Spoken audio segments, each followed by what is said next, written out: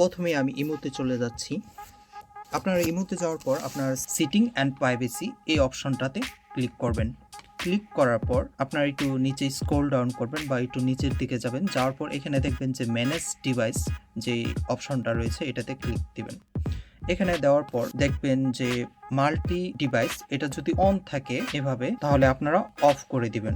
এটা অন থাকলে কি ক্ষতি হতে পারে, যেরকম এটা অন যদি থাকে তাহলে আপনার যে ইমো অ্যাকাউন্টটি আছে এই ইমো অ্যাকাউন্টটি অন্য কেউ সহজেই ব্যবহার করতে পারে। এটা যদি অফ থাকে তাহলে সে লগ ইন করতে পারবে না। আচ্ছা, যদি ধরেন আপনার এটা অন আছে এবং এখানে নিচে দেখলেন যে আপনার এই যে আমার যে ডিভাইসের নামটা আছে, হ্যাঁ, হনর, এটা আছে, পাশাপাশি দেখলেন যে আপনার এখানে আরেকটা ডিভাইস আছে বা আরো কিছু ডিভাইস আছে, এগুলা যদি আপনার মোবাইল না হয়ে থাকে তাহলে এখানে একটা ডিলিট বাটন দেখতে পারবেন। তো সেটাতে টাচ করে আপনার সেটা ডিলিট করে দিবেন এবং ডিলিট করে দেওয়ার পর এখান থেকে মাল্টিপল যে ডিভাইস অপশনটা আছে এটা অফ করে দিবেন।